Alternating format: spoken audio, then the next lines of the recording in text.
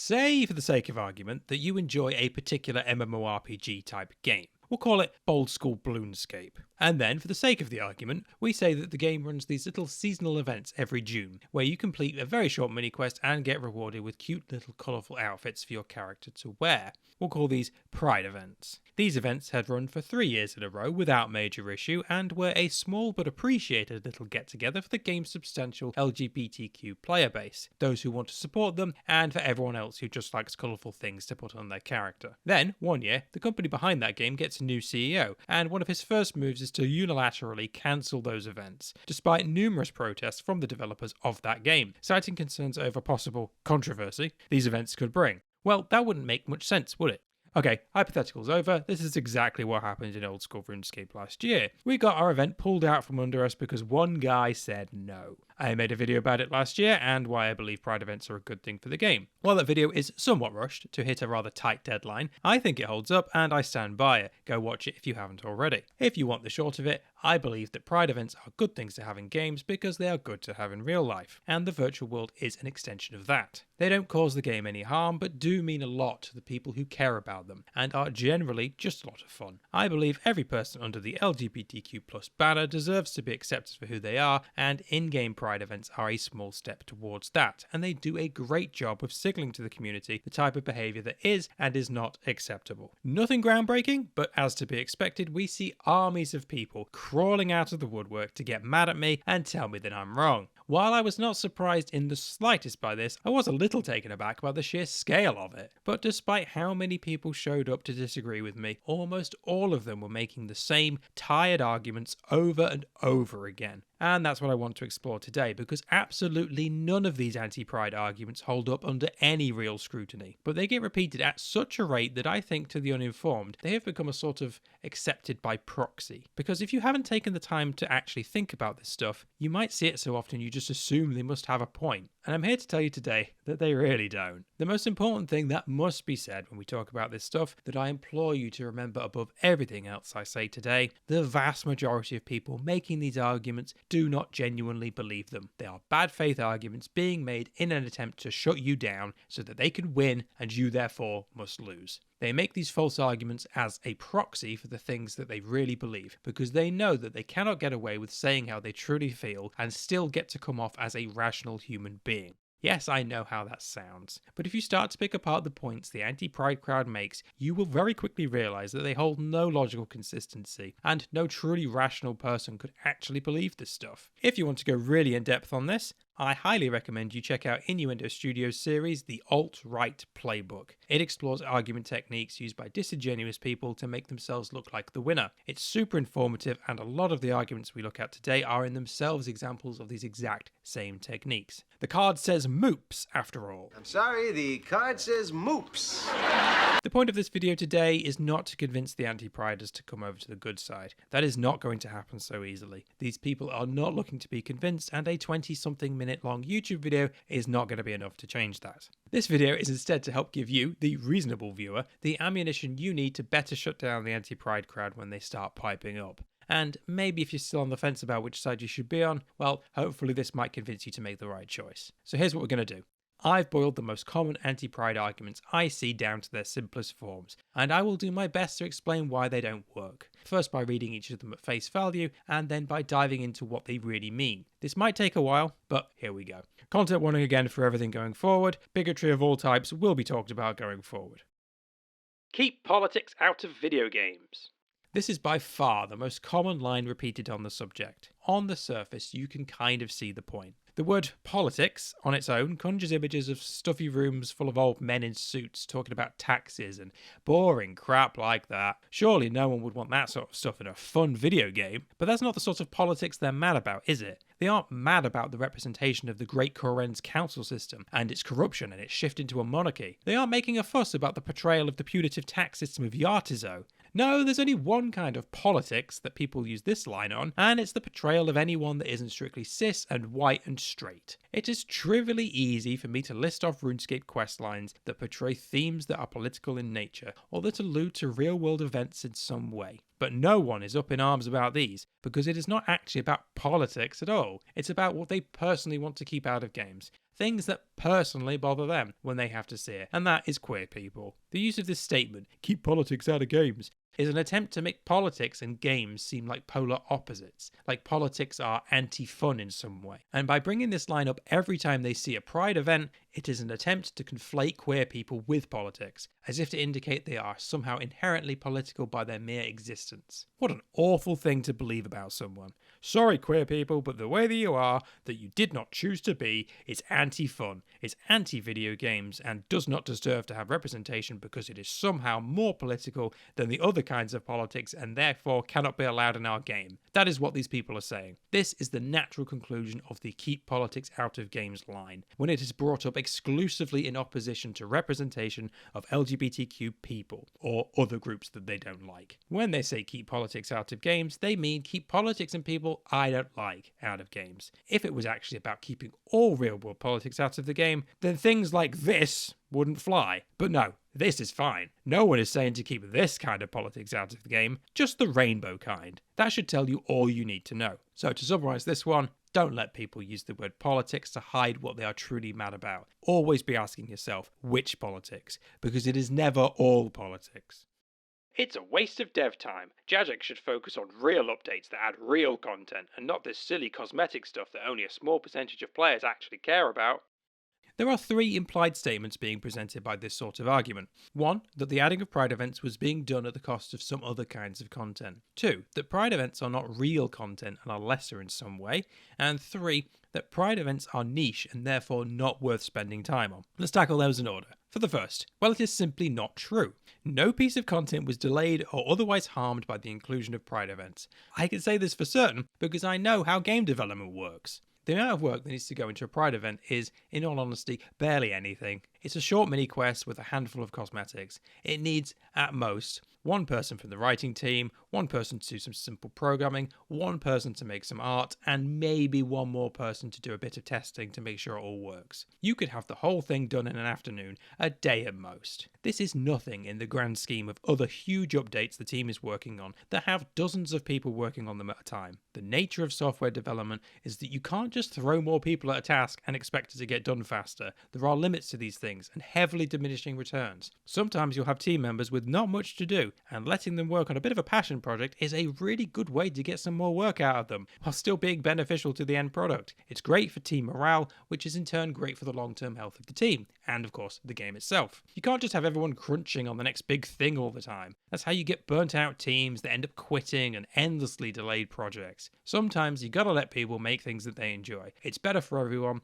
even if you personally don't care about what they make. And some JMods like making Pride events. That's why they came to the game to begin with.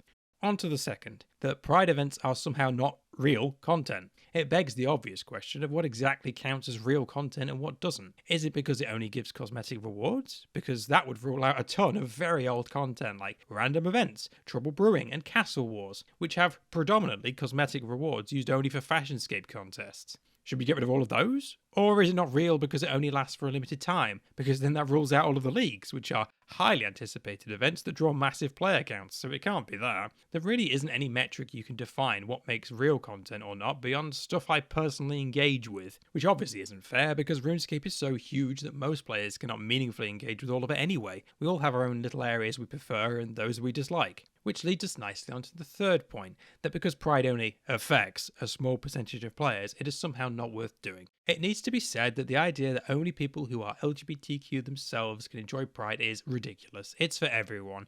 Even if you just want something colourful to wear or some people to hang out with for a bit, there is nothing exclusive about Pride. Everyone is welcome. That's the whole point of it. But secondly, RuneScape, the game, is full to the brim with so many different niches that all get support in one way or another. Ultimate Ironmen, Pures, Skillers, the list goes on forever. Heck, PvP at this point is a niche way to experience the game that the majority of player base will never engage with in any significant capacity beyond getting killed occasionally. And yet that still gets consistent updates and events to keep it going, as it should, because it's not up to me, a person not involved in that niche, to tell them that they are wrong for enjoying it. And that courtesy should be extended to every niche. As long as your content doesn't interfere with my content in some major negative way, then more power to you. I do not have any leg to stand on to tell you that you don't deserve updates. And the same goes for Pride. Yeah, maybe the total number of players who engage with it is smaller than the latest quest or PVM boss, But I tell you what, more people are going to grab the Pride items than will ever legitimately earn themselves a full set of Blood Torva, and no one is advocating for the removal of that. But again, it's not actually about dev time, is it? When a person says working on Pride events is a waste of time, it's because they themselves see it as a waste of time. They look at all of the bigotry in the world and they say, nah, I don't care about that. They see a small gesture being made to try and make things ever so slightly better and see it only as a waste of precious gamer resources. It is a value judgment, a statement of what they believe is and isn't worth people's time. So to sum up on this one, Pride events take very little time to make, the time they do take is well spent, and the outputs they produce are meaningful to the people who care about them. And their experiences are just as valuable as everyone else's who plays and pays for this game. This is a kid's game. Why do you have to bring your sexuality into it? The idea that RuneScape, of all things, is somehow still a kid's game after being around for 25 years is frankly beyond laughable. I don't know how anyone can type this with a straight face, but type it they do, and in droves, so we have to address it. So of course, RuneScape is not predominantly played by children, not anymore. It was the game we played when we were children, and we just never stopped playing it, but we still got older because that's how the passage of time works. The average age of a RuneScape player nowadays is 30 years old, frankly ancient in gamer terms. Yes, I'm sure some 12-year-olds do try the game occasionally, but that's not the norm these days. Kids aren't on the web looking to kill time on Club Penguin and Neopets anymore. They've moved on to working the Roblox sweatshops and hitting trick shots in Fortnite. But all of this is secondary to the more nefarious point trying to sneak its way through here, that children being exposed to Pride content and LGBTQ people is bad for them in some way, which it most certainly is not.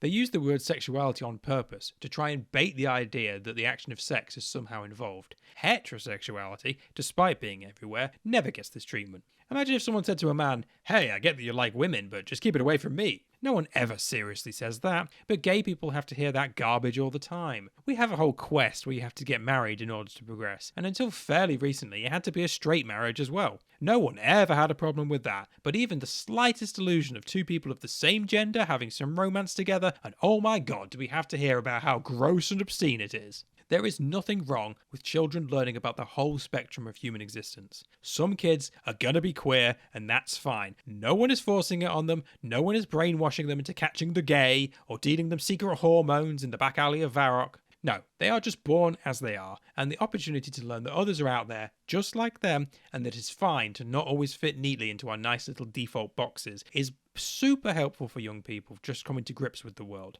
It can be the difference between figuring it out at 15 and living a happy life, or spending 10 years miserable until they stumble into it alone at 25. And yes, the vast majority of kids will still grow up to be cis and hetero, and that's also fine, but being exposed to Pride content is still good for them, because exposure builds tolerance. Learning that there are people different to them helps them grow up to be accepting and compassionate adults, values we should all strive to have. And so, again, as always, it's not about the kids. They know almost no kids actually play this game. It's fake outrage built on a fake premise that LGBTQ people are obscene by their very nature, which is a gross worldview that no person can hold and still think of themselves as a good person. It causes them to lose money. People are so alienated by the Pride event that they were quitting in droves. Again, it's just not true. Are you noticing a pattern here? If we look at the player count graphs for RuneScape across the 3 years that Pride events ran, can you see any clear indication of players mass quitting every June? That would be on these lines. No, you can't. In fact, if you follow the trend, RuneScape was steadily growing just fine across these 3 years. Now, I have to mention this, lest it try and be used against me. Yes, there is a clear spike in player count in 2025, and anti-Priders will try and say that this is because of the removal of Pride. But the dates just don't line up. The big growth starts in around April of 25, long before anyone even knew the Pride event was going to be cancelled. And the largest spike of the year coincides directly with the release of Sailing, one of the most anticipated updates in the game's entire history. It's obvious that Pride was not ever having some major negative impact on the game's success. The numbers just aren't there. And now, in 2026, we see that World of Warcraft, one of RuneScape's biggest competitors, is adding a Pride event of their very own. Do you really think they would risk adding something that risked their bottom line, that risked giving market share to their competitors? No, they wouldn't. They would have done market research and figured out that it was fine. And they know that it's not a real risk, because the idea of massive amounts of players being scared away by overly woke content is a fabrication of grifters who make money by getting mad at every rainbow they see for YouTube clicks. It's not real. The average small G gamer does not care that much. They aren't so afraid of a few pride flags to start boycotting a game that they enjoy. Most people aren't this fragile. And there's also the implication from statements like this that a game company must strive for short-term profits above all else, and that everything else like player sentiment and goodwill is irrelevant. Now, I get it. As much as I hate capitalism, I get how it works. A CEO's job is to maximize revenue lest he find himself shortly fired and replaced by someone who will. We all understand this blood oath that every manager makes to their shareholders, but earlier this year, Jagex announced an increase in membership prices and the community was in complete uproar. So clearly, the player base understands that the pursuit of maximum profits above all else has limits. You can easily say that the increased membership prices are a natural decision for a company to make more money and are therefore justified. You can say that, and everyone will call you a fucking sap.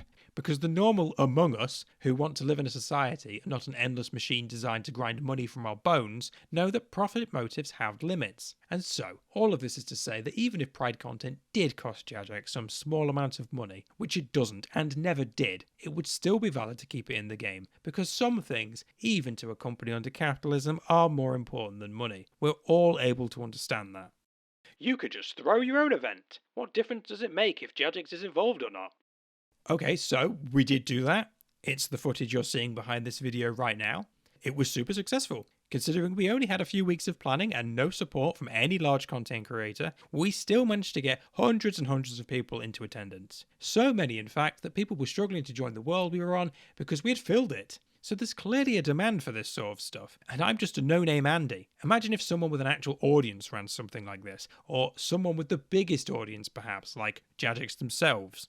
There is a distinct difference between something officially endorsed by and ran by Jagex and that which they passively allow to exist. If Jagex runs it, the level of engagement, the visibility and the message are all much stronger. It means way more. It is the game itself taking a stand and putting their name on it. It gets itself out there to more people, more than I could ever hope to reach myself, and by taking it away, they are saying that they do not care about that anymore. If official Pride events had never started, things would be a bit different. We would still be running our own, and we would still be asking for official ones, but to take them away after having them for 3 years in a row, ironically sends a much stronger message than just letting them continue would have, and it's a bad message. So yes, it does make a difference. Anyone who's been paying attention to the community around the game for the last year or so will tell you that it has gotten worse. Cases of open bigotry are up. The voices in favour of being a dick are getting louder, more bold and more brazen. This is a direct result of the cancellation of Pride, because whether you run it or not, you are taking a side. There is no avoiding that fact. And Jagex right now has chosen the side that says things like this when you compliment Modash's clothing. Tell me that this isn't insane. The Pride event may be small, but it has a large impact on shaping what the community of the game sees as acceptable and unacceptable behaviour. And if you want even more evidence, well, just check the comments section on this video. LGBTQ people already have all the same rights as me. Why do they want special treatment? Because they get a special amount of hatred, is the simple answer. We have built a world that is so hostile to anyone not in the privileged position of being straight and cis and white and male that we have to make a special effort to lift them up out of the hole that society tries to shove them back into. People love to pretend that this is a solved problem, but it is simply not. Things have been going backwards recently, with so-called civilized countries trying to drag us back to the past, with constant new anti-trans laws. People aren't even allowed to piss in peace with how mad the world is right now. We can argue about what counts as a right or not until we both pass out, but from where I'm sitting, any definition of rights that doesn't include the right to live as yourself with dignity is not a definition worth humouring. This one might seem a bit much for a video on RuneScape, but as I keep saying, these small things add up. Maybe attending a Pride event in RuneScape is how someone learns that one of their long-time in-game friends is trans, and maybe that player then thinks about that trans friend when it comes time to cast their vote in a real-world election. Maybe they cast their vote towards someone promising better for their trans friend.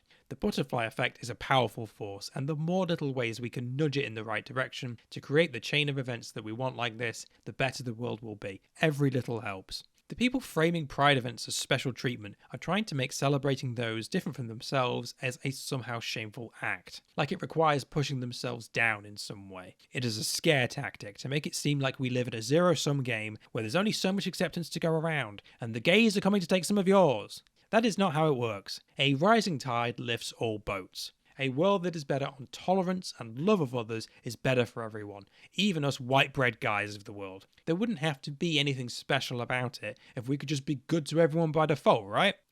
Jadix never cared. It was always performative at best, and it's silly to pretend that they actually cared about Pride. This one is less of an anti-Pride argument and more of a get over it statement. Now, I never had any delusions of Jadix, the company, giving a shit about Pride. I know how these things work. But I do expect the people in that company to give a shit. We have this tendency to remove all agency from companies and pretend that every decision is being made by some robot in a server room somewhere. And by doing that, we forget that this decision to remove Pride was done by a human being with his own brain and his own thoughts and feelings and what is supposed to be a working sense of empathy. That human being has a name, and it's John Bellamy. He has gone on record multiple times to say that this was exclusively a decision made by him and enforced by him, and we know that this was against the wishes of many other J-mods working there. So yes, while I don't expect Jadix, the company, to care about Pride, I also don't expect them to get in the way of the people who do care about it. If this had happened to any other piece of content, say Mod North had come in and said, hey, I don't like aerial fishing, get rid of it, no one would accept that, regardless of how they feel about that content itself. It would be correctly shunned as a terrible way to operate a business. To have one guy whose job is not to develop content come in and put his foot down and say, nope, you can't add that. No one would defend this if it was anything other than Pride content, but because it is, we have to pretend that this is a reasonable and justified thing for a CEO to do. I know rainbow capitalism is performative, I know it's not real allyship, but I will take that performative, shallow, 30-day flag waving over nothing any day. It shows the world that trying to be seen as good is still worth doing. Even if it's just for show, it still makes a difference. Running Pride might not show Jadix's true colours that much, but cancelling it shows us a hell of a lot. And we know who the guy was that cancelled it. It wasn't all of Jadix, it was one guy. I'm gay or bi or trans myself, and I don't like Pride. I don't think it should be a thing. Now, I know I need to be a bit delicate on this one. As most of you already know, I am a straight cis guy. It is not my job to speak for or over the top of the LGBTQ community. My job is to advocate for them and not to tell them how to be. But, I'm sorry, being a member of a marginalised community does not give you the authority to accept prejudice on behalf of everyone else in that community. It doesn't give you the right to remove something that's helpful to many others going through the struggle. If I can make a rather silly anecdote, imagine if the world had a massive prejudice against British people. Imagine there were whole groups of people dedicated to hating on the Brits and everyone called us crumpet eaters as a slur.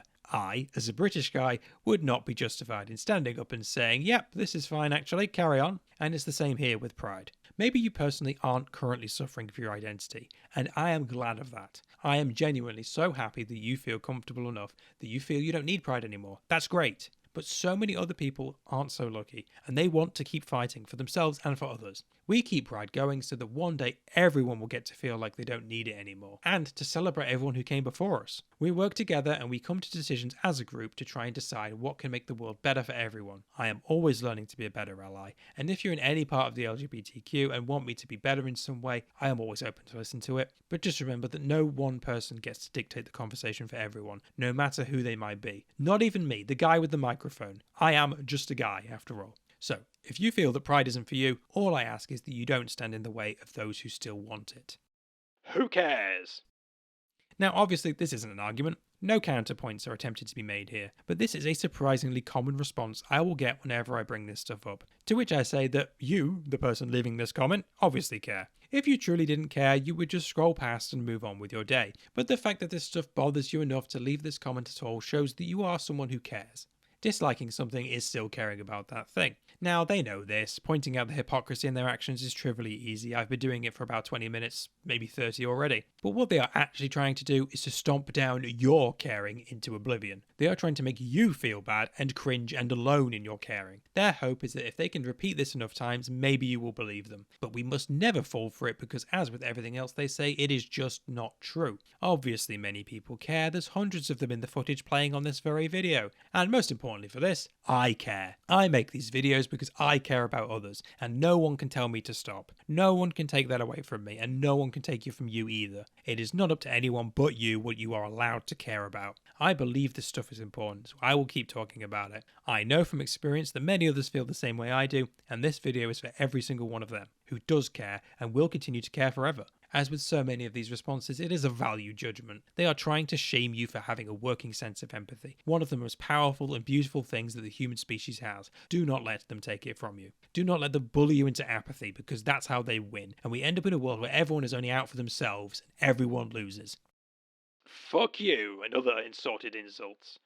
Again, this isn't an argument, and again, I am astounded by just the sheer quantity of these I will receive. For the longest time, I struggled to understand the purpose of them. Surely they know I've already been insulted a million times. Surely they don't think they can convince me to change my mind this way. But one day it hit me. They aren't trying to convince me. They are just trying to get me to shut up. They are trying to make talking about this stuff so toxic and painful to my psyche that I stop doing it. That's it. That's all there is to it. Their hope is that they can flood the zone so much that they will drown out any positive feedback I receive. And I want to be clear that this isn't just random haters or normal level internet trolling. No, this is a concerted effort by organised groups to run a blitz on me when I do something they don't like. I know this because the vast majority of the hate stuff comes in at the same time in large groups. They tend to all use the same sort of language or patterns of speech at the same time, and I can see from the analytics in the YouTube backend that there's a massive increase of people coming to the video via a shared link when this happens, called external in the backend, meaning it's been posted to some group chat somewhere or on some social media site, and they're all just clicking that link to come post some bullshit and then leave. It is not natural algorithmic engagement. I know from experience of it happening multiple times that it can often be triggered by certain other content creators purposely putting me in the crosshairs so their audience can come at me. It's the virtual equivalent of releasing the hounds. This is all to say that the negative response to this stuff is largely artificial. These people, the anti-Pride crowd, are putting in considerable effort to make it seem like their beliefs are more common than they actually are. They know they will lose if they leave things alone. That's why they try so hard, and they will do the same on this video. They know they can't make any logically sound arguments because there really aren't any for this, as I've spent the last however many minutes showing to you. So they resort to insults because if they can get people to stop talking about it, they get to win by default. And that is why I must keep talking about it, so that that can't happen. It should be supremely obvious to anyone decent that the people that resort to constant personal attacks to try and get their way are not a side worth listening to. That much should be clear to everyone. And there we have it. I have tried my best to thoroughly debunk the 10-ish most common arguments used to try and make a case against the continuation of Pride events in RuneScape and other games. The main thing that I hope has become clear by now is that while it may seem like those against Pride have legitimate concerns that need to be addressed, they really, really do not. Every single one of them is logically flawed, and most of them are being used as a stand-in for just some kind of bigotry. Nobody should be falling for this stuff anymore, and just because it has all been repeated to infinity does not make it any more true. Infinity times 0 is still 0. I know this was a long one, and as such I appreciate anyone who took the time to listen all the way through. I know it's a lot of words, and a lot to wrap your head around. I have thought about this stuff way more than I expect anyone else to, so if it doesn't all click with you, or if you're not on board with all of it right now, that's fine. I don't expect everyone to agree with me on everything all the time. All I hope is that you will keep an open mind, and try to do the right things when they are presented to you. It doesn't have to be much. It could be as little as upvoting a post talking about Pride, or reporting a hateful comment that you see. All these little things can help make our community a better place to be, and that's really what it's all about. If you've made it this far through the video, you've already done more than most people will, and I genuinely appreciate that. So, thank you to everyone who's listened to me today, and I'll see you all again next time. Peace!